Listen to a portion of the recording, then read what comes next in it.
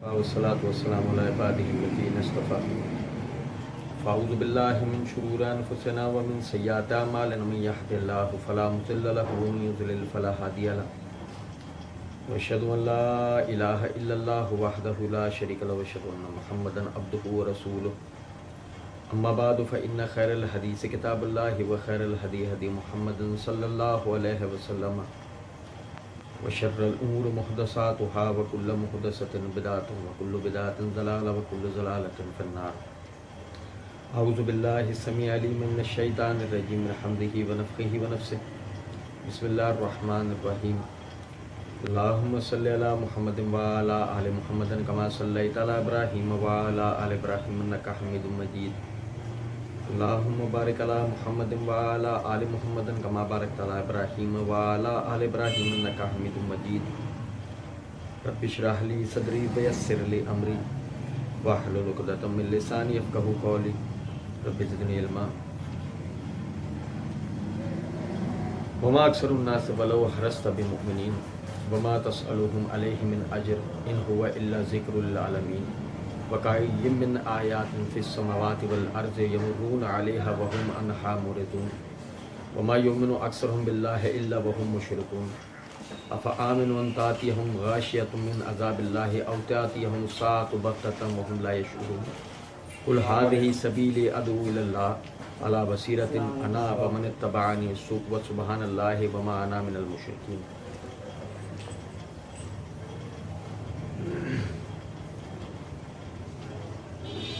اللہ رب العزت کے فضل و کرم سے آیت نمبر 102 تک آخری درس کے اندر ہم نے پڑھا تھا. آیت نمبر 103 سے آیت نمبر 108 تک آپ بھائیوں کے سامنے پڑھا ہے. جن حالات کے اندر نبی صلی اللہ علیہ وسلم پر یہ صورت نازل ہوئی، آپ صلی اللہ علیہ وسلم اللہ رب العزت کی طرف سے دعوت دین کی ذمہ داری لے کر صبح دوپہر شام رات لوگوں کی اصلاح کے لیے کوششیں کر رہے تھے. ان حالات کے اندر نبی صلی اللہ علیہ وسلم کو جو تکلیفیں اور پریشانیاں آئیں، آپ یہ چاہتے تھے کہ لوگ اسلام کو قبول کریں اور دنیا اور آخرت کی آزمائشوں سے نجات حاصل کریں. اور ظاہر ہے جس آدمی نے خطرے کو دیکھا ہوا ہو اور وہ آدمی اپنے اندر ایک شفیق اور رحم دل ہو، ایسا آدمی کبھی بھی کسی کا بھی نقصان نہیں چاہتا. اور جب بات ہو نبی صلی اللہ علیہ وسلم کی، اللہ رب العزت نے سورہ توبہ میں آپ صلی اللہ علیہ وسلم کے لیے فرمایا ہے انکا رؤوف بالمؤمنین. اے نبی صلی اللہ علیہ وسلم آپ تو مومنین کے لیے بڑی شفقت والے ہیں. تو آپ یہ چاہتے تھے کہ کسی بھی طرح ہر آدمی اسلام قبول کرے، آخرت کے عذاب سے بچے. اللہ رب العزت نے فرمایا وما اکثر الناس ولو حرصت بمؤمنین. آپ کتنی حرص کیوں نہ کریں، اکثر لوگ ایمان نہیں لے کر آئیں گے. وما تسألوہم علیہ من اجر. تم یہ دیکھو کہ تم ان سے کسی قسم کے بدلے کا مطالبہ نہیں کرتے. ان ہوا الا ذکر للعالمین. یہ جو کچھ بھی تم بیان کرتے ہو یہ تو تمام جہانوں کے رب کی طرف سے نصیحت ہے. جیسے کہ ہم پڑھ ہی رہے تھے اس چیز کو کہ سورہ یوسف وہ جن حالات کے اندر نازل ہوئی ہے کہ آپ صلی اللہ علیہ وسلم سے آ کر انہوں نے سوالات کیے مختلف مواقعوں پر، اور جس سے مقصد صرف یہ ہوتا تھا کہ کسی طرح آپ صلی اللہ علیہ وسلم کو نعوذ باللہ غلط ثابت کرے. اللہ رب العزت نے اچھا جب یہ سوال کا جواب ہو گیا، صورت بھی ہو گئی، آپ خوش ہیں. اللہ عالم الغیب نے فرمایا آپ کتنی حرص کیوں نہ رکھیں.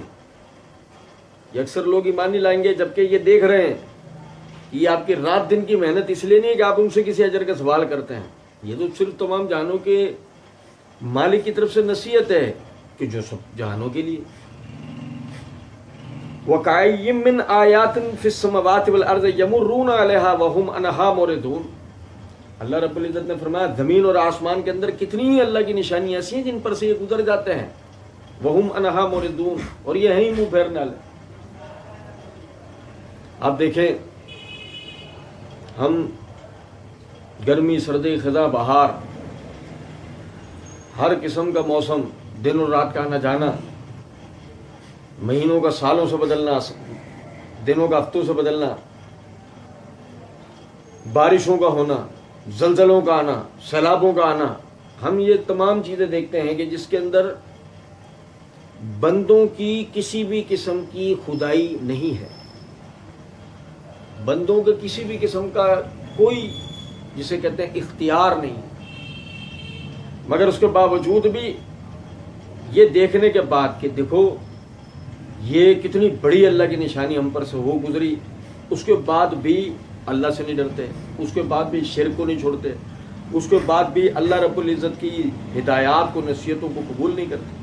اللہ نے اس کی طرف توجہ دلائی، وَكَأَيِّن مِّنْ آیَاتٍ فِي السَّمَاوَاتِ وَالْأَرْضِ يَمُرُّونَ عَلَيْهَا، کتنی زمین اور آسمان میں ایسی نشانیاں جن پر سے گزر جاتے ہیں، وَهُمْ عَنْهَا مُعْرِضُونَ، اور یہ منہ پھیرنے والے ہیں۔ وَمَا يُؤْمِنُ أَكْثَرُهُمْ بِاللَّهِ إِلَّا وَهُمْ مُشْرِكُونَ، یہ اکثر ان کی کیفیت یہ ہے، یہ ایمان لانے کے دعوے دار ہیں، اس کے بعد بھی مشرک، اس کے بعد بھی شرک کرتے ہیں۔ آپ دیکھیں کیفیت یہ ہے، آج جب کسی سے بھی یعنی اللہ کی توحید کے حوالے سے بات ہوتی ہے تو عقیدے میں شرک ہونے کے باوجود بھی، بلکہ دوسرے لفظوں میں یہ کہا جائے کہ توحید پر نہ ہونے کے باوجود بھی اس آدمی کا یہ اقرار ہوتا ہے کہ جی میں مومن ہوں، مسلمان بھی نہیں، میں مومن ہوں۔ اور جب بات آئے کہ جو وہ مشرکین مکہ تھے، اللہ رب العزت نے دیکھو ان کے اوپر، وہ ابراہیم علیہ السلام کی پیروی کے دعوے دار، وہ اسماعیل علیہ السلام کی پیروی کے دعوے دار، وہ دیندار ہونے کے دعوے دار، وہ اپنے باپ دادا کے دین پر ہونے کے دعوے دار، اللہ رب العزت نے ان کے عقیدے میں شرک ہونے کی وجہ سے انہیں مشرک قرار دیا ہے۔ اللہ رب العزت نے ان کی ہدایت کے لیے نبی صلی اللہ علیہ وسلم کو بھیجا ہے، کہ نہیں وہ تو بت پرستی کرتے۔ اللہ رب العزت نے سورہ یونس کی آیت نمبر 31 کے اندر فرمایا قُلْ مَن يَرْزُقُكُم مِّنَ السَّمَاءِ وَالْأَرْضِ أَمَّن يَمْلِكُ السَّمْعَ وَالْأَبْصَارَ وَمَن يُخْرِجُ الْحَيَّ مِنَ الْمَيِّتِ وَيُخْرِجُ الْمَيِّتَ مِنَ الْحَيِّ وَمَن يُدَبِّرُ الْأَمْرَ فَسَيَقُولُونَ اللَّهُ فَقُلْ أَفَلَا تَتَّقُونَ۔ آپ ایک مولائی سے پوچھیں، ایک صوفی سے پوچھیں، آسمان اور زمین سے رزق دینے والا کون ہو گیا؟ پیر صاحب ہے، وہ کہے گا علی ہے، مولا علی کرتے۔ اللہ کہہ رہا ہے اے نبی صلی اللہ علیہ وسلم، آپ یہ مکے کے مشرکین سے پوچھیں من یرزقکم من السماء والارض، زمین اور آسمان سے تمہیں رزق کون دیتا ہے؟ امن یملک السماء والابصار، تمہارے سننے اور دیکھنے کا مالک کون ہے؟ میں نے سورہ یونس میں بہت تفصیل سے ذات کو سمجھایا تھا۔ وَمَن يُخْرِجُ الْحَيَّ مِنَ الْمَيِّتِ وَيُخْرِجُ الْمَيِّتَ مِنَ الْحَيِّ، کون ہے جو زندے سے مردے کو اور مردے سے زندے کو نکالتا ہے؟ وَمَن يُدَبِّرُ الْأَمْرَ، اور تمام اختیارات کس کے ہاتھ میں؟ فَسَيَقُولُونَ اللَّهُ، یہ کہیں گے اللہ۔ فَقُلْ أَفَلَا تَتَّقُونَ، کہا فرمائیے تم ڈرتے کیوں نہیں؟ اب آپ سمجھیں ذرا اس بات کو کہ صوفیوں سے، مولائیوں سے، بدعتیوں سے، ان سے پوچھا جا رہا ہے کہ یہ سب کرنے والا کون ہے؟ وہ جواب کے اندر کہہ رہے ہیں ہمارے پیر صاحب، وہ جن کو وہ اللہ کے سوا وسیلہ واسطہ بناتے ہیں، وہ مشرکین مکہ سے پوچھا جا رہا ہے کون؟ وہ کہہ رہے ہیں اللہ۔ اسی طریقے سے آپ دیکھیں سورہ مومنون کے اندر اللہ رب العزت نے آیت نمبر 84 سے لے کے آیت نمبر 89 تک فرمایا قُلْ لِمَنِ الْأَرْضُ وَمَنْ فِيهَا إِن كُنتُمْ تَعْلَمُونَ، آپ ان سے پوچھئے زمین اور آسمان میں جو کچھ ہے وہ کس کا ہے؟ اگرچہ تم جانتے ہو تو بتاؤ۔ سَيَقُولُونَ لِلَّهِ، وہ کہیں گے سب کچھ اللہ کا ہے۔ أَفَلَا تَذَكَّرُونَ، اللہ نے فرمایا پھر تم نصیحت کیوں نہیں حاصل کرتے؟ قُلْ مَن رَبُّ السَّمَاوَاتِ السَّبْعِ وَرَبُّ الْعَرْشِ الْعَظِيمِ، آپ ان سے پوچھے ساتوں آسمانوں کا اور رب عرش عظیم کا رب کون ہے؟ سَيَقُولُونَ لِلَّهِ، کہیں گے یہ آسمان اور وہ عرش اللہ کا ہے۔ قُلْ أَفَلَا تَتَّقُونَ، آپ فرمائیے پھر تم ڈرتے کیوں؟ قُلْ مَن بِيَدِهِ مَلَكُوتُ كُلِّ شَيْءٍ، پوچھے ان سے زمین اور آسمان کی ہر چیز کس کی ملکیت؟ وَهُوَ يُجِيرُ وَلَا يُجَارُ عَلَيْهِ، وہ پناہ دیتا ہے، اس کے مقابلے میں کوئی پناہ نہیں دے سکتا۔ ان کنتم تعلمون، اگر تم جانتے ہو بتاؤ یہ کون؟ سیقولون للہ، یہ کہیں گے اللہ ہی قل فأنا تسحرون، تب پھر تم کہاں بہک جاتے ہو؟ اب آپ سمجھیں ذرا اس بات کو کہ اگر مثال کے طور پہ یہ جو اپنے آپ کو آج جو یعنی کہ مسلمان ہونے کے مومن ہونے کے دعوے دار، اگر ان سے یہ سوال پوچھو پناہ دینے والا کون ہے؟ بھاؤ مشکل کشائی کرنے والا علی، مشکل کشائی کرنے والے غوث پاک، مشکل کشائی کرنے والے فلاں. فرمایا بتاؤ وہو یجیر ولا یجار علیہ، پناہ دینے والا وہ ہے، اس کے مقابلے میں کوئی پناہ نہیں دے سکتا. وہ کون ہے تمہاری نظر میں؟ بتاؤ.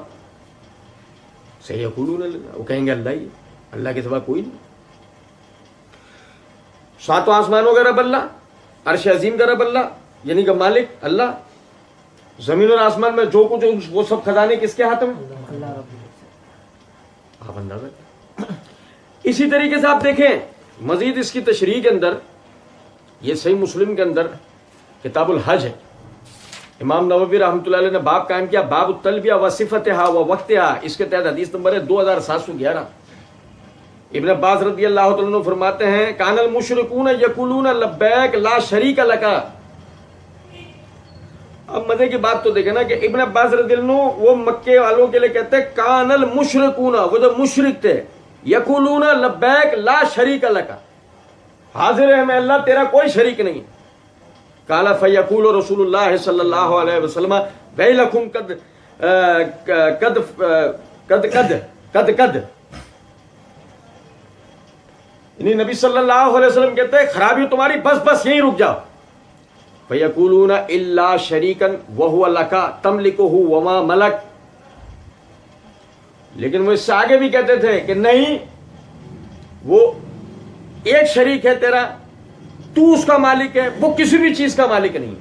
جب ہم نے پڑھا نا سورہ مومنون، زمین اور آسمان کی ہر چیز کس کی ملکیت؟ اللہ کی. وہ کہہ رہے ہیں ہمارے یہاں مسلمانیت کے دعوے دار کہہ رہے ہیں اللہ کی عطا سے سب کچھ دیتے ہیں، اللہ کی عطا سے سب کچھ دیتے ہیں. وہ مکے کے مشرکین کہتے ہیں کہ زمین اور آسمان کی کسی بھی چیز کا ان کا اختیار نہیں ہے.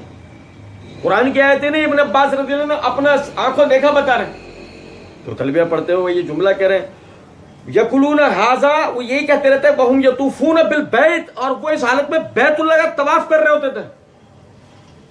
ہمارے والے قبروں کے طواف کر رہے ہیں، اندازہ کریں ذرا، یہ قبروں کے طواف کرتے ہوئے ان غیر اللہ کو پکار رہے ہیں. وہ اللہ کے گھر بیت الحرام اس کا طواف کرتے ہوئے وہ اللہ رب العزت کے لیے بات کر رہے ہیں اللہ تیرا کوئی شریک، ایک شریک ہے جس کو ہم بس واسطہ وسیلہ بنا رہے ہیں، وہ ایک ہے، لیکن تو اس کا مالک ہے، وہ کسی بھی چیز کا مالک نہیں ہے. آپ اندازہ کریں.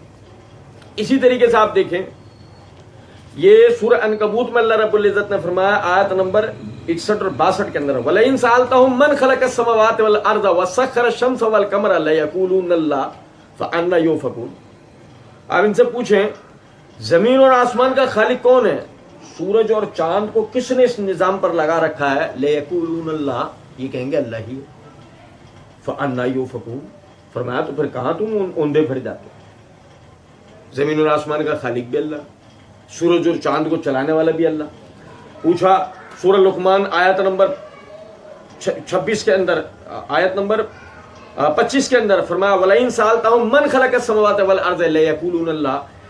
آپ ان سے سوال کریں من خلق السماوات والارض، زمین اور آسمان کا خالق کون ہے؟ لَيَقُولُونَ اللَّهُ، یہ کہیں گے اللہ ہی ہے. قُلِ الْحَمْدُ لِلَّهِ. آپ فرمائیے تمام تعریفیں ہیں یہ اللہ کے لیے. بل اکثرهم لا يعلمون، بلکہ اکثر کو اس بات کا علم نہیں. اسی طریقے سے آپ یہ دیکھیں کہ سورہ زمر کی آیت نمبر 38 کے اندر فرمایا قل افرائیتم ما تدعون من دون اللہ ان ارادنی اللہ بضر هل ہن کاشفات ضرہ. آپ ان سے پوچھئے کیا بلا تم نے دیکھا ہو کہ ما تدعون من دون اللہ، جس کو بھی اللہ کے سوا پکارا جاتا ہے، جس کو بھی، ان ارادنی اللہ بضر، اللہ تمہارے لیے کسی تکلیف کا ارادہ رکھتا ہو، حل ہن کاشفات ضرہ، کیا وہ اس تکلیف کو، اس نقصان کو تم سے دور کر سکیں گے؟ او اراد برحمت حل ہن ممسکات رحمتہ، یا اگر اللہ اپنی رحمت کرنا چاہتا ہو تو کیا اس کی رحمت کو کوئی اور روک سکتا ہے؟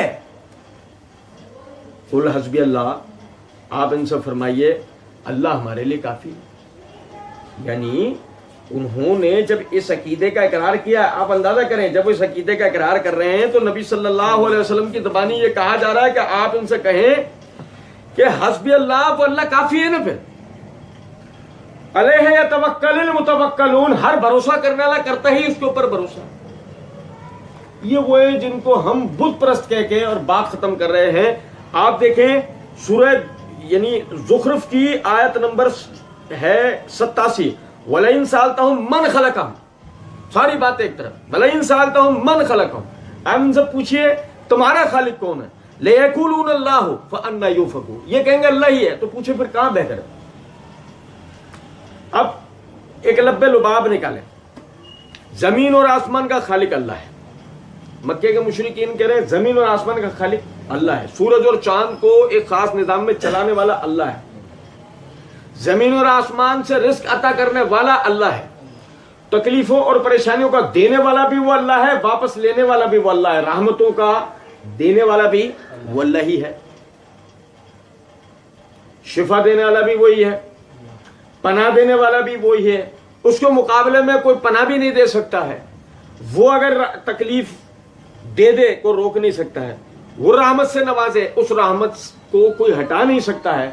یہ وہ مکے کے مشرکین جن کو ہم یہ کہہ رہے ہیں کہ وہ مشرک تھے، تو بت پرست تو کافر تھی، ان کے کی ہے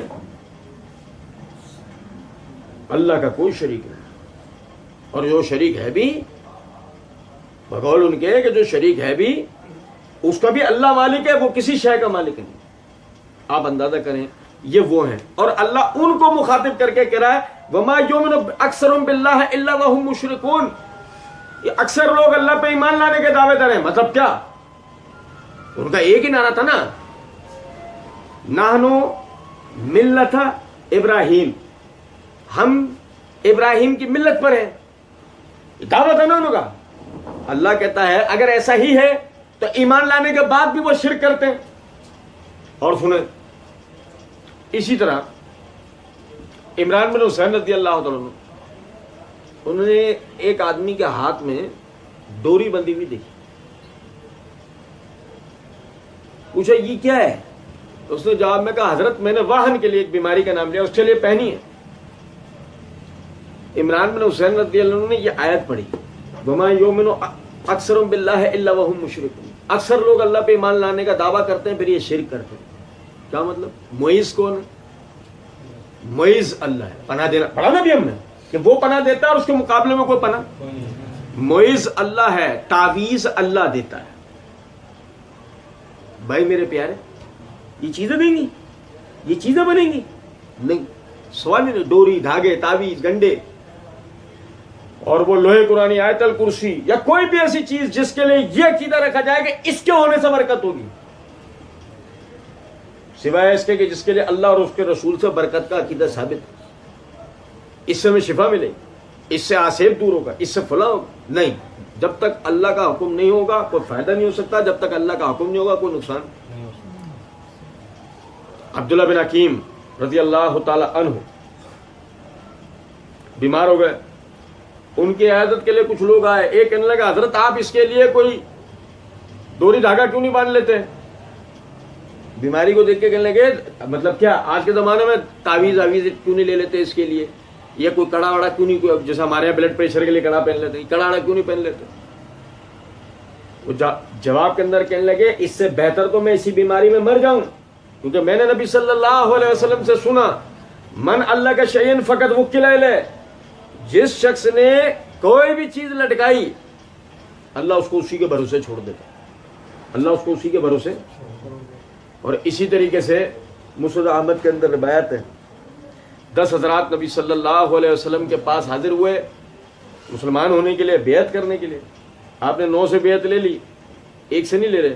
صاحب نے پوچھا پانی پی کے، صاحب نے پوچھا کہ اللہ کے رسول آپ اس سے بیعت نہیں لے، فرمایا ان علیہ تمیمہ، اس نے تعویذ پہنا، اس نے تعویذ پہنا۔ صحابہ اس کو اٹھا کے باہر لے کر گئے اپنے ساتھ، کو تعویذ کاٹا، پھر لے گیا، پھر نبی صلی اللہ علیہ وسلم نے اس کی بیعت کی، اور بیعت کرنے کے بعد آپ نے فرمایا من تعلق تمیمۃ فقط اشرک، جس نے تعویذ لٹکا اس نے شرک کیا۔ تو آپ اندازہ کریں وما یؤمن اکثرهم باللہ الا وهم مشرکون، اکثر لوگ اللہ پہ ایمان لانے کا دعویٰ کرتے ہیں اس طرح کہ ان کے عقیدے میں شرک کا پہلو ہے۔ نیک شگون کس کی طرف سے؟ نقصان کس کی طرف سے؟ شیشہ ٹوٹ گیا یہ ہوگا، چپل پہ چپل چڑھ گئی یہ ہوگا، بلی رستہ کاٹ گئی یہ ہوگا۔ اب بھائی کسی بھی چیز کے کچھ ہونے سے کچھ بھی نہیں ہوتا۔ صحیح بخاری کے اندر حدیث ہے، غزوہ خندق والے دنوں میں ایک دن بارش ہوئی رات میں، اور اگلے دن صبح فجر کے اندر نبی صلی اللہ علیہ وسلم نے فرمایا آج کی رات بعض لوگ کافر ہو گئے اور آج کی رات بعض لوگ مومن ہوئے۔ صحابہ نے پوچھا اللہ کے رسول صلی اللہ علیہ وسلم کیسے؟ فرمایا جن لوگوں نے یہ کہا کہ فلاں ستارہ یہاں سے وہاں ہوا ہے اس وجہ سے بارش ہوئی ہے، وہ کافر ہو گئے، اور جن لوگوں نے یہ کہا اللہ کے حکم سے بارش ہوئی ہے وہ مومن رہے۔ وہ کیا ہے؟ وہ مومن۔ تاثیر اثر، تاثیر لفظ اثر سے مشتق ہے نا، اثر کسی بھی شے کا اثر کس کے حکم سے؟ اللہ رب العزت آگ کو حکم دے تو جلانے والے آگ بھی ابراہیم کے لیے ٹھنڈی ہو جاتی ہے، اللہ چھری کو حکم دے تو وہ اسماعیل کے گلے پہ چل پاتی۔ تاثیر کس کی طرف سے؟ ہر چیز کی تاثیر اللہ رب العزت کی طرف سے۔ کوئی پھل میٹھا نہیں ہو سکتا، کڑوا نہیں ہو سکتا، کھارا نہیں ہو سکتا، نمکین نہیں ہو سکتا، دنیا میں کوئی ذائقہ نہیں ہے، کوئی چیز نہیں ہے مگر کس کے حکم سے؟ اللہ کے حکم سے۔ مزے کی بات تو آپ دیکھیں، پیدا کرنے سے لے کے قبر میں اتارنے تک اگر بندہ، سنو بڑی توجہ طلب بات بتا رہا ہوں، اگر بندہ گونگا پیدا ہو، بھائی میرے پیارے بھائی توجہ سے میری بات سنو، پیدا ہونے سے لے کے قبر میں اتارے جانے تک بندہ گونگا پیدا ہو، بہرا پیدا ہو، اس نے کچھ سنا ہی نہیں، اس نے کچھ سنا ہی نہیں، وہ اللہ کے سوا کسی کو جان بھی نہیں پایا، جتنے بھی مزارات، جتنے بھی گھوڑے گدھے، تعویذ گنڈے، فلانے ڈھمکے، علم، یہ وہ کوئی چیزیں جان پایا؟ وہ کچھ بھی نہیں جان پایا، مر گیا، کس عقیدے میں مرا؟ اللہ کے بندے کی حیثیت سے مرا، کافی ہوگا اس کو یا نہیں ہوگا؟ یا اس کو کوئی اور شناخت کی ضرورت کہ فلاں کا مرید ہونا ضروری ہے، فلاں کے عرس کرنا ضروری ہے، فلاں کے مزار پہ چادر چڑھانا ضروری ہے، فلاں سے منت مانگنا ضروری ہے؟ وہ تو یہ سب کچھ کر کے ہی نہیں گیا، بلکہ چھوڑو اس بات، یہ تو پھر انسان کی بات ہے نا۔ زمین اور آسمان کی جتنی مخلوقات ہیں وہ اپنے حاجات کے لیے کس کی طرف متوجہ ہوتی ہیں؟ ایک سمجھنے کی بات ہے، ایک سور کے ایمان میں، ایک سور کے ایمان میں اور ایک مشرک کے ایمان کے اندر کیا فرق ہے بتائیے؟ بڑی سخت مثال دے رہا ہوں میں آپ کو، لیکن بات کو سمجھیں۔ ایک سور کے ایمان میں، ایک سور کا جو عقیدہ ہے، جو نظریہ ہے، اللہ نے جو اس میں ڈالا ہے، سورہ بنی اسرائیل کی آیت، اللہ رب العزت نے فرمایا زمین اور آسمان کی ہر چیز اللہ کی تسبیح بیان کرتی ہے مگر تمہیں اس کا شعور، وہ اللہ کی مخلوق ہے، وہ اپنی حاجت کے لیے کس کی طرف متوجہ ہوتا ہوگا؟ اور اشرف المخلوق انسان گھوڑے کے آگے جھکتا ہے۔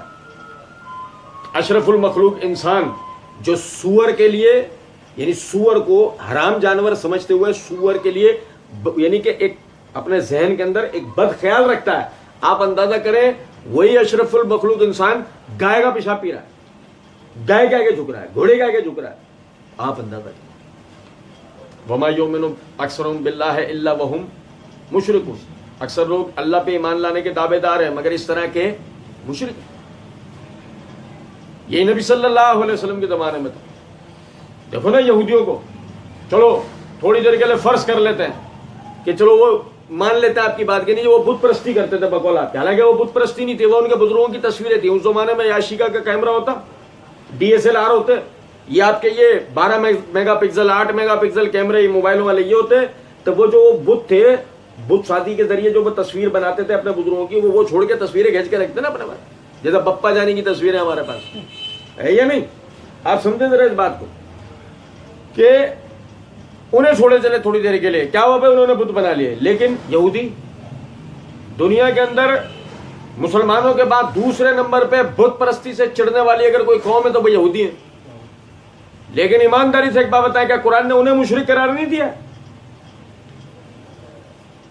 کہ سورہ آل عمران میں اللہ رب العزت نے یہودیوں کو مشرک قرار نہیں دیا؟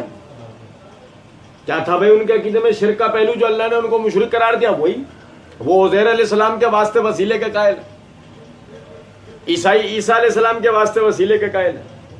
اب ایک سمجھنے کی بات ہے، آپ نے آج تک واسطے وسیلے والوں میں سے کسی کو بھی اس طرح دعا کرتے ہوئے دیکھا ہے؟ اے اللہ ہم یسوع مسیح کے وسیلے سے تجھ سے دعا کرتے ہیں، اے اللہ ہماری دعا کو قبول فرما. بھائی میرے پیارے، ہم یہاں سے جاگنے کی ضرورت.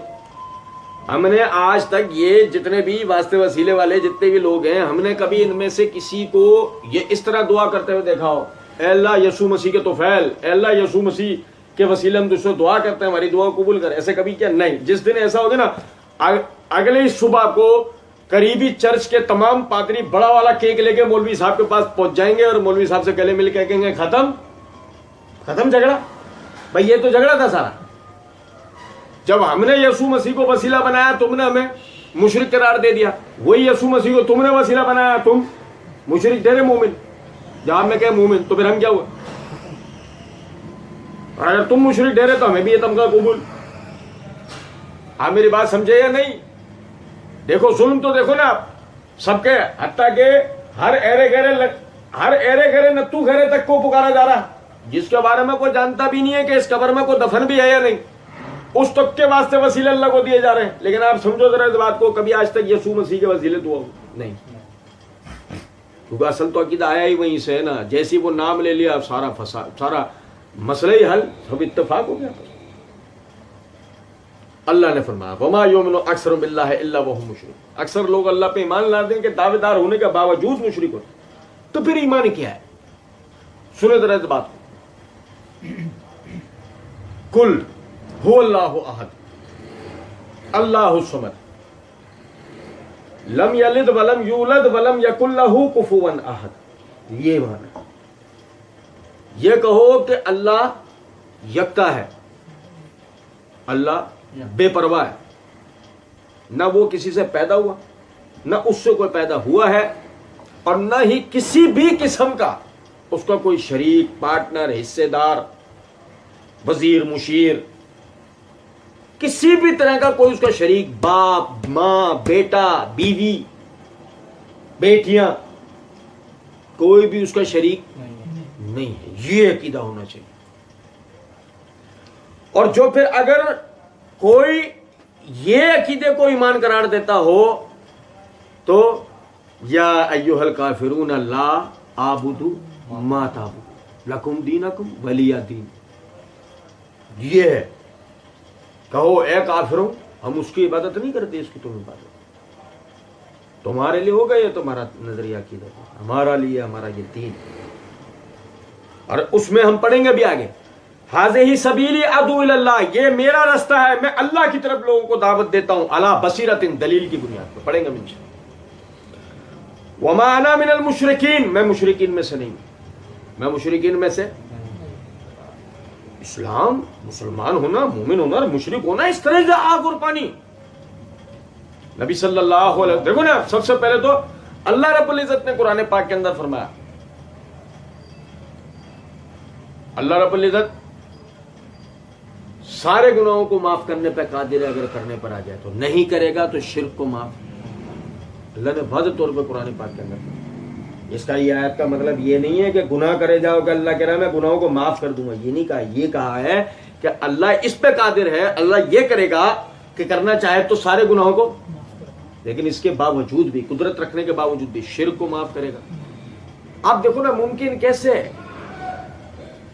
میں اپنے بیٹے کو فطری بات بتا رہا ہوں آپ کو، میں نے اپنے بیٹے کو گود میں اٹھایا، میں اسے لے کے باہر آیا، بڑی آس، بڑی امید کے ساتھ، بڑی تمنا کے ساتھ، بیٹے کا باپ ہونے کی حیثیت سے ایک شفقت کے ساتھ میں اسے لے کے باہر آیا، اسے چیز دلائی، کھلونے دلائے. اسی طرح اس سے شوخیاں کرتا ہوا گھر کی طرف آ رہا ہوں.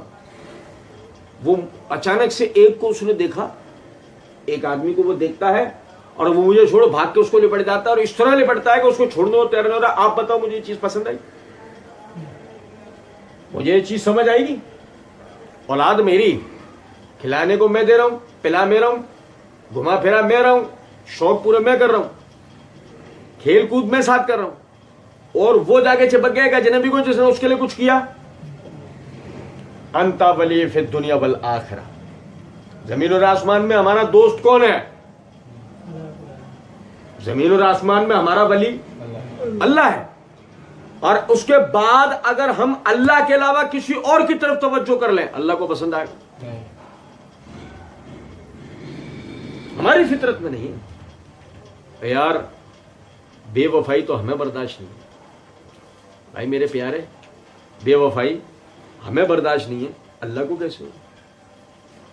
شاعر نے کہا نا، کبھی ہم سے کبھی غیروں سے شناسائی، بات کہنے کی نہیں تو ہی تو ہر جائیے، کبھی ادھر کبھی ادھر کبھی ادھر، یہ کیسے ممکن ہے؟ اگر آپ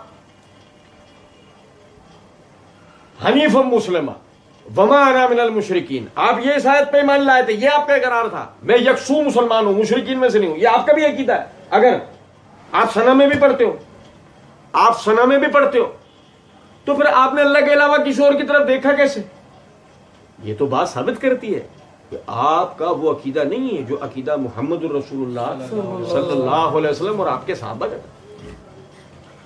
فرمایا افآمنوا ان تاتیہم غاشیۃ من عذاب اللہ او تاتیہم الساعۃ بغتۃ وہم لا یشعرون. افآمنوا، کیا یہ بے خوف ہو گئے، انہیں ڈر نہیں لگ رہا؟ ان تاتیہم غاشیۃ من عذاب اللہ، ان کے اوپر اللہ کے عذاب کا پردہ آ جائے، ان پر اللہ کے عذاب کا، ان کو اللہ کا عذاب ڈھانپ لے، چھا جائے ان کے اوپر. او تاتیہم الساعۃ بغتۃ، اچانک سے ان پر قیامت آ جائے، وہم لا یشعرون، انہیں شعور تک نہ. آپ سمجھیں ذرا اس بات کو، قیامت بظاہر ایک ہزاروں سال بعد وقوع پذیر ہونے والا ایک بہت بڑا دنیا کا حادثہ ہے. بظاہر تو ایسے ہی ہزاروں سال بعد، اب ہزاروں سال بعد جا کر، بظاہر ہزاروں سال بعد جا کر اس دنیا کا سب سے بڑا سانحہ جس کے نتیجے میں یہ دنیا ہی ختم ہو جائے گی، وہ وقوع پذیر ہوگا بظاہر. لیکن سمجھے ذرا بات، یہ وہ نہیں ہے جو ہم سمجھ رہے ہیں. یہ قیامت وہ ہے کہ ہم مرے اور قیامت شروع، ہم مرے اور قیامت، وہ تھوڑی ہے کہ وہ ہزاروں سال بعد جا کر آئے گی کہ اس سے پہلے کوئی مسئلہ نہیں. یہ ہم مرے اور یہ قیامت، جائے پانی پی کے، یہ ہم مرے اور قیامت شروع ہو گئی. اب جو اللہ رب العزت نے فرمایا کہ وہ اللہ کے عذاب سے نہیں ڈرتے، بے خوف ہو گئے. اب جو اللہ کا عذاب ہے، آپ سمجھے ذرا بات، آج خوف و راس، غربت، افلاس، تنگی،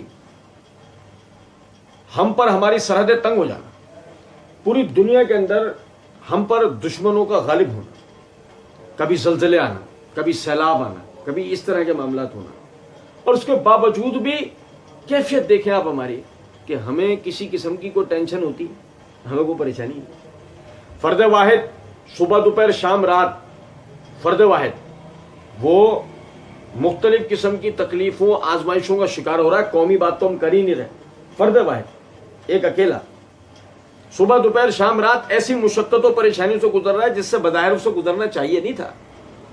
اب بھی اس کو یہ بات سمجھ میں نہیں آ رہی ہے کہ کس طریقے سے اللہ کے عذاب نے ہمیں آ گھیرا ہے، ہم بے پرواہ پھر رہے ہیں. فرمایا قل ھذہ سبیلی ادعو الی اللہ، اے نبی صلی اللہ علیہ وسلم آپ فرمائیے ھذہ سبیلی ادعو الی اللہ، یہ ہے میرا راستہ، ادعو الی اللہ، میں اللہ کی طرف لوگوں کو دعوت دیتا ہوں، علی بصیرۃ، دلیل کی بنیاد پہ، انا میں، ومن اتبعنی، اور جو میری پیروی کرتا ہے، وسبحان اللہ، اور اللہ ہر قسم کے عیب سے پاک ہے، وما انا من المشرکین، اور میں مشرکین میں سے نہیں. ایک ایک لفظ بڑا غور کرنا، ایک ایک لفظ. قل، آپ فرمائیں کون ہیں آپ؟ کیا اسٹیٹس ہے آپ کا؟ آپ کا اسٹیٹس یہ وَأَنَا أَوَّلُ الْمُسْلِمِينَ، میں سب سے پہلا مسلمان، میں سب سے پہلا، یہ آپ کا اسٹیٹس ہے، آپ سب سے پہلا مسلمان۔ اور ہم مسلمان ہیں، ہاں، تو جو سب سے پہلے مسلمان ہے نا وہ اپنا عقیدہ، اپنا دعویٰ بتا رہا ہے۔ کیا وہ اپنا دعویٰ یہ بتا رہا ہے؟ ان صلاتی و نسکی و محیای و مماتی للہ رب العالمین لا شریک لہ، بے شک میری نماز، میری قربانی، میرا جینا، میرا مرنا اللہ کے لیے ہے جس کا کوئی شریک نہیں ہے۔ وبذالک امرت، مجھے اسی بات کا حکم دیا گیا۔ یا جیسے کہ یہاں ہذہ سبیلی ادعو الی اللہ، یہ میرا راستہ ہے کہ میں لوگوں کو اللہ کی طرف دعوت دیتا ہوں۔ بھائی میرے پیارے، کس طرح؟ یہ کہتے ہوئے بس سبحان اللہ، اللہ میں کوئی عیب نہیں، اللہ ہر عیب سے پاک ہے۔ جو جو یہ باتیں اللہ کے لیے مشہور کرتے ہیں، سبحان اللہ اما یشرکون، سبحان اللہ اما یصفون، جو کچھ اللہ کے لیے باتیں بناتے ہیں اللہ ان سے پاک ہے، جو شرک کرتے ہیں اللہ ان سے بھی پاک ہے۔ وما انا من المشرکین، ہم مشرکین میں سے نہیں، میں میرے پیروکار ہم مشرکین میں سے نہیں، میں رسول اللہ صلی اللہ علیہ وسلم کی امتی ہوں۔ بھائی تمہارے عقیدے میں شرک، تم شرک کرتے ہو، تم رسول اللہ صلی اللہ علیہ وسلم کی امت میں کیسے داخل ہو؟ ہاں، صحیح بخاری کے اندر حدیث ہے، مجھے تم سے شرک کا خوف نہیں ہے۔ نہیں سمجھے؟ واہ، جان چھوڑ گئے، تم سے؟ کس سے؟ مجھے تم سے انی لا اخاف ان تشرکوا بعدی، مجھے تم سے شرک کرے۔ کون ہے وہ تم؟ صحابہ کرام رضوان اللہ علیہ، کیونکہ تربیت کس کی ہے؟ محمد الرسول اللہ۔ کیا لوگ تھے، کیا لوگ تھے، کیا عقیدے تھے۔ نبی صلی اللہ علیہ وسلم کے انتقال کے دن ابو بکر کیا کہہ رہے ہیں؟ اے نبی صلی اللہ علیہ وسلم، اللہ آپ پہ دو موتیں جمع نہیں کرے گا۔ ہمارا والا مان ہی نہیں رہا عقیدہ۔ اور اسی دن منبر پہ کیا کہا؟ تم میں سے جو جو محمد صلی اللہ علیہ وسلم کی عبادت کرتا تھا وہ جان لے اس کے معبود کا انتقال ہو گیا ہے، اور تم میں سے جو کوئی بھی اللہ کی عبادت کرتا تھا وہ جان لے اللہ ہمیشہ زندہ دوسروں کا قائم رکھنے والا ہے۔ یہ عقیدہ کسی تربیت ہے؟ عمر رضی اللہ تعالیٰ عنہ، آپ کو پتہ لگا صلح حدیبیہ جس درخت کے نیچے ہوئی تھی، لوگ اس درخت کے نیچے آ کے برکت کی نیت سے بیٹھ رہے ہیں کہ یہاں سے برکت ملے گی۔ عمر رضی اللہ تعالیٰ عنہ نے صحابہ کرام کو حکم دیا، جاؤ اس کو درخت کو جڑ سے اکھڑواؤ، ایسی جگہ غائب کرو، میں بھی تمہیں دیکھنے کے لیے بھیجوں تو تمہیں نہ ملے۔ یہ کس کا عقیدہ ہے؟ وہ کہ برکت کی نیت سے درخت کے نیچے بیٹھ کر درخت کیوں کھڑواؤ؟ ہمارے علم اور علم لگا رہے ہیں، مومن ہے، مسلمان ہے، وہ علم لگا، ایسی تھوڑی عمر سے نفرت ہے، وجہ ہے نا اس کی۔ اسی طرح وہ عثمان کو دیکھو، کیفیت یہ ہے کہ ڈر رہے ہیں، خوف زدہ ہے۔ بیوی بول رہی ہے کس بات کا ڈر ہے؟ کہ آگے اللہ کے آگے جواب دیں گے، میں، میری قوم، ہم پر اللہ رب العزت کی مہربانی ہوئی، ہم اس دلدل، اس گندگی سے باہر نکل کر آئے جس میں ہم اللہ کے ساتھ یعنی مخلوقات میں شریک کرتے۔ اللہ نے ہمیں ہدایت دی، ہم نے کوئی کارنامہ نہیں کیا، اللہ ہی نے ہمیں توفیق دی۔ اب اس بات کا ڈر ہے کہ کہیں اللہ رب العزت مجھ سے میرے اعمال کے بارے میں سوال نہ کرے، اللہ کے آگے جواب دے گا۔ علی بن ابی طالب رضی اللہ تعالیٰ، آپ اندازہ کریں عقیدے کا، قبر کی طرف رخ کر کے نماز پڑھتے ہوئے دیکھا، یعنی قبر کی طرف رخ کر کے ایک آدمی کو دعا مانگتے ہوئے دیکھا، اس کو پکار کے کہہ رہے ہیں القبر قبر قبر، کیا یہ قبر ہے؟ حالانکہ وہ قبر سے تھوڑی دعا کر رہا ہے، قبر کی طرف رخ کرتے ہوئے کر کے دعا کر رہا ہے، قبر یہ ان کا کیا؟ آپ اندازہ کریں، یہ رسول اللہ صلی اللہ علیہ وسلم کی تربیت یافتہ ساتھی ہیں، اور ہماری کیفیت یہ ہے کہ ہمیں رتی برابر بھی یہ اندازہ ہی نہیں ہے کہ ہمارا عقیدہ صحیح ہے نہیں۔ اور وہ تو پھر ایک اور بے لطف کی بات بتاتا ہوں، ایک اور ہم نے گلابی وہابی پیدا کی کہ جی نظر و نیاز چھوڑ دو، مزارات پہ جانا چھوڑ دو، واسطہ وسیلہ چھوڑ دو، آپ توحید پرست ہو گئے۔ بھائی جان، یہ آپ نے شرک کے چند ارکان کا انکار کیا ہے۔ یہ اس بات کی کہاں دلیل ہے کہ آپ توحید پرست ہو گئے؟ کیونکہ توحید پرستی کے لیے توحید کا علم ہونا ضرور ہے، تبھی تو پرستی ہوگی. کچھ بات سمجھے یا نہیں؟ جب آپ کو توحید کا علم ہی نہیں ہے، آپ یعنی کہ اللہ رب العزت کی معرفت ہی نہیں رکھتے، آپ اپنے رب پر ایمان اس طرح لاؤ گے کیسے جیسے لانے کا حق ہے؟ بھائی میرے پیارے، اسی لیے کل سب سے پہلا مسلمان ہاذہ سبیل، یہ ہے میرا رستہ، یہ ہے میرا رستہ. کیا مطلب؟ سنو ذرا بات. اگر مثال کے طور پر عقیدے کے اعتبار سے جاننا ہے نا کہ یہ آدمی سیدھے رستے پر ہے یا نہیں، عقیدے کے اعتبار سے جاننا ہے تو یہ دیکھنا ضروری ہے اس کا عقیدہ توحید کے اعتبار سے صحیح ہے. ہاذہ سبیل، یہ ہے میرا رستہ. ادعو الی اللہ، میں دعوت دیتا ہوں کس کی طرف؟ اللہ کی طرف. میں دعوت دیتا ہوں اللہ کی. دوسری بات دعوتی سرگرمی. دعوتی سرگرمی پہ بھی ذرا غور کریں. تبلیغی جماعت، تبلیغی جماعت اے، Tablighi Jamaat be, Tablighi Jamaat C. Tablighi Jamaat a, Tablighi Jamaat be, Tablighi Jamaat سی. سفید والے، ہرے والے، کالے والے. تبلیغی جماعت اے، تبلیغی جماعت بی، تبلیغی جماعت سی. ہرے والے سمجھ گئے، سفید والے، کالے والے سمجھ گئے نا؟ اچھا جی. وہی کہہ رہے ہیں تبلیغ پہ لے جا رہے ہیں، وہ بھی کہہ رہے ہیں تبلیغ پہ لے جا رہے ہیں، وہ بھی کہہ رہے ہیں کہ ہم لوگوں کو سچا مومن بنا رہے ہیں، اہل بیت کا چاہنے والا. سنو ذرا بات. ان کے چلے، سہ روزے، ان کے 10 دن سہ روزے، چلے فلانے ان کے، اور ان کے 40واں چلا پہلی محرم سے آگے، وہ تو اس سے بھی آگے ہے نا. سب نے ہر بات کرنی ہے، سب نے. اور سنو ذرا بات کو، سب نے ہر بات کرنی ہے. اچھا نہیں کرنی تو توحید پر بات تینوں نے نہیں کرنی. عقیدے کے اوپر تینوں نے بات. بھائی توحید تو ایک سمجھ لیجئے کہ عام لفظ ہے نا، یہ بار بار زبان پہ آ رہا ہے میری، ورنہ اصل لفظ کیا؟ ادعو الی اللہ، میں لوگوں کو اللہ کی طرف بلاتا ہوں. ہاذہ سبیلی، میرا رستہ کیا ہے؟ میرا دعوتی رستہ کیا ہے؟ ادعو الی اللہ. میں لوگوں کو دعوت کہاں دیتا ہوں؟ فضائل سنت کی طرف، فضائل عمل کی طرف، نہج البلاغہ کی طرف، یا قرآن کی طرف. ادعو الی اللہ.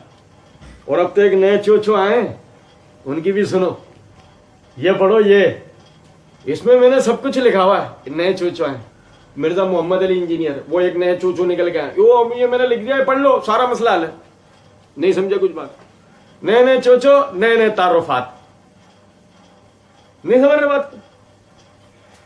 ادعو الی اللہ، میرا رستہ یہ ہے کہ میری دعوت، میں اللہ کی طرف لوگوں کو دعوت دیتا ہوں. دیکھو عبداللہ ابن مسعود رضی اللہ تعالیٰ عنہ، سنن نسائی کے اندر روایت ہے کہ نبی صلی اللہ علیہ وسلم ہمیں جمعہ کا خطبہ دینے آتے ہیں، اس طرح اللہ کی حمد و ثنا بیان کرتے، قرآن پڑھتے اور اس سے میں نصیحت کرتے. قرآن پڑھتے اور اس سے میں. آج کہاں ہے ہمارے وہ خطبے؟ کہاں ہے وہ عقیدے اور منہج کی تعلیم؟ کس کو پتا ہے عقیدے کے بارے میں؟ ہم کتنا جانتے ہیں؟ یہی تو وجہ ہے کہ ہم میں ایسا بنیاد پرستی ختم ہوتی جا رہی ہے اور سیکولرزم آہستہ آہستہ ہمارے اندر آتا ہے. اب اپنے آپ کو اہل حدیث کے نالے، اہل سنت کے نالے سیکولر ہوتے جا رہے ہیں. اب بنیاد پرستی ان میں سے ختم ہوتی ہے. الحب فی اللہ والبغض فی اللہ، یہ عقیدے ختم ہوتے جا رہے ہیں. ان کے اللہ کے لیے دوستی، اللہ کے لیے دشمنی کا معیار ختم ہوتے جا رہا ہے. ان کی شادیاں، ان کی موت میتیں، ان کی نماز، روزے، حج، زکوٰۃ، کاروباری طریقے، ملنے جلنے کے طریقے، سارے معاملات اگر ہم غور سے دیکھیں ان میں وہ بنیاد پرستی دکھتی نہیں. کیوں؟ اس کی وجہ ہے عقیدہ ہر کام کے لیے کھڑا کرتا ہے. عقیدہ نہیں ہو تو پھر کچھ بھی ہو سکتا. آیت تو آگے بھی ہے، یا تو مزید ہم نے پڑھنی ہے. صرف ایک آخری بات کر کے بات ختم کر رہا ہوں. عام طور پہ ہمارے یہاں یہ بدقسمتی سے ہوتا ہے کہ جب کبھی جو نا بھائیوں کو توجہ دی جائے کہ بھائی پڑھیں، تو ہم نے پڑھنے کا مطلب پتہ ہے کیا سمجھا ہوتا ہے؟ سنو. ہم نے پڑھنے کا مطلب کیا سمجھ رکھا ہوتا ہے؟ سنو. سامنے اللہ کہہ رہا پڑھو. ہم نے کہا ہاں وہ ہم نے سنا نا درس. ارے بھائی وہ درس میں تو تمہیں یہ نصیحت دی گئی کہ پڑھو, یہ تھوڑی کہ درسوں تک ہی محدود رہو. علماء کرام رحمہم اللہ علیہ مجمعین جنہوں نے قرآن, احادیث, تاریخ اور یعنی کہ یہ دین کے جو بنیادی علوم ہیں ان کے تراجم کیوں کیے, اپنی پوری عمریں کیوں کھپائیں کہ دین ہمارے لیے آسان سے آسان تر ہوتا جائے, ہم دین کو سیکھیں, پڑھیں, سمجھیں. پھر پڑھنے سمجھنے کے اندر کوئی چیز نہ سمجھ میں آئے, فَاسْأَلُوا أَهْلَ الذِّكْرِ إِن كُنتُمْ لَا تَعْلَمُونَ, جس بات کا تمہیں علم نہ ہو وہ اہل علم سے پوچھو, لیکن سیکھو. سب سے پہلے ہمارے لیے توحید کا سیکھنا ضروری ہے. اگر یقین کریں ہمیں توحید نہیں آتی, اس کے بعد کسی بھی چیز کے آنے کا ہم دعویٰ کر لیں, وہ ہمارا دعویٰ ناقص ہوگا. اللہ رب العزت سمجھنے اور عمل کرنے کی توفیق دے. وما علینا الا البلاغ.